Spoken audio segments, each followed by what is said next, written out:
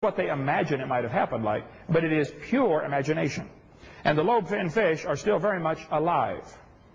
When they found the coelacanth swimming around the Indian Ocean back in 1938, they brought one into the scientists and they said, wow, look at this. They survived for 300 million years.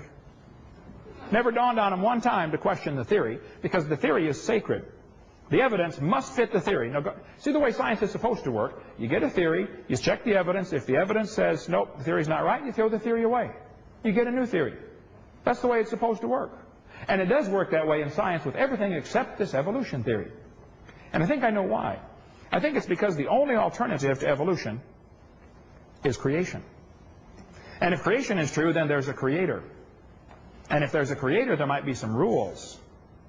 You mean like thou shalt not? Ooh, we don't want those rules. So we're going to deny the creator. That's really what it boils down to in every instance. The lobe-finned fish is still alive. The textbooks tell the kids, you can tell the evidence for evolution because of the similar four-limb structures. This one says, these homologous structures provide evidence that these animals evolved from a common ancestor. And they show the two bones in the wrist of all kinds of different animals. This is silly. This textbook says, comparative anatomy provides further evidence of evolution. The commonalities suggest these and other vertebrate animals are all related. They probably evolved from a common ancestor. That is ludicrous. They probably have a common designer is why they're similar. The different bones develop from different genes on the chromosomes. And even if they were coming from the same genes on the chromosomes and they're not, that still wouldn't be evidence for evolution. It could be evidence for a common designer. And they're so complex, complex things don't happen automatically. Somebody has to create them. You know, doing an imagination, computer animation of how it might have happened, that's not science. That's imagination. The lug nuts from a Pontiac will fit on a Chevy. You go try it. They will. That proves they both evolved from a Honda 14 million years ago. No. That proves the same guys are making them, okay? It's common designer. Textbooks are going to tell your kids that the peppered moth is evidence for evolution. This was proven wrong years ago. The peppered moth, according to the story, had dark babies and light babies, but on the light-colored trees, the light ones blended in better, and the dark ones got eaten more. And then when they burned coal in the factories, the trees turned dark, and the dark ones blended in better, and the light ones got eaten. And so they say the population ratio shifted from 95% light to 95% dark. Well, the problem is the whole story is baloney. It didn't happen. They glued dead moths on the tree to take that picture for your kid's textbook. After 40 years of watching, they found 2 moths on the trees. 2 in 40 years. What's 95% of 2? So, if you have evidence for evolution, I really want to see it. However, the peppered moth is not evidence for evolution. Even if the story were true, all they had was a shift in the population ratio. That's proof of a designer giving his creatures the ability to produce a variety of offspring, so some will always survive.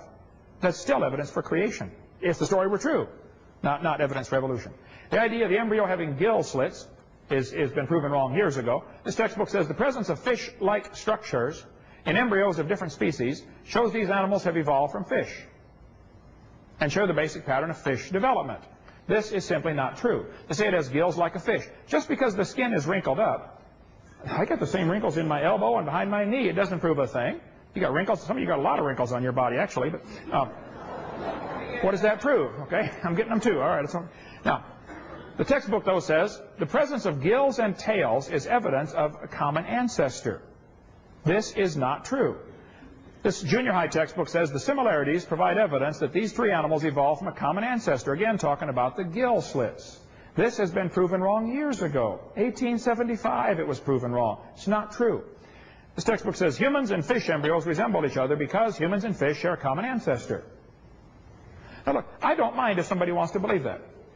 But I resent paying for that to go into a textbook, and that's the only answer the kid's given. I further resent them cutting down a perfectly good tree to print that. Okay? And we need Al Gore on this one. Okay. Those little folds of skin develop into bones in the ear and glands in the throat. They never have anything to do with breathing. Just because the skin is wrinkled up doesn't mean it's gills, or even it's partly gills, or even it's related to gills. I've seen people with a bunch of chins and they can't breathe through any of them but the top one. Okay?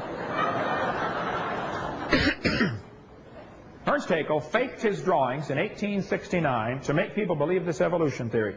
He admitted he lied in 1875 when his own university held a trial. He was convicted of fraud. On top are Haeckel's drawings. Underneath are the actual photographs of those creatures he claimed he's drawing a picture of. The drawings are simply fraudulent. They're lies. There's no kind way to say it. They're lies. Get them out of the textbook. They tell the kids in school the appendix is evidence of evolution because your appendix is smaller than a horse's. Well, we don't eat as much, green vegetables as horses eat. Maybe they don't dig up as much junk as they do in eating off the ground. But the fact is, you do have a smaller appendix than a horse. So what? That's all you need.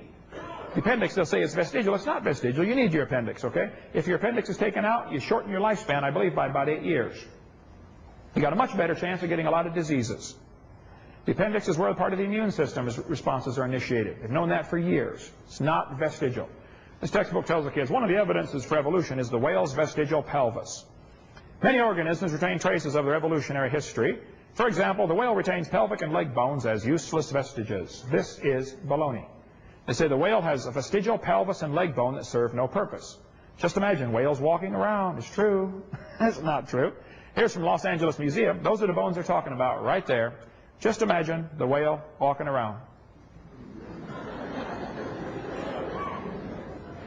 Actually, this is a lie. Those bones are used in reproduction.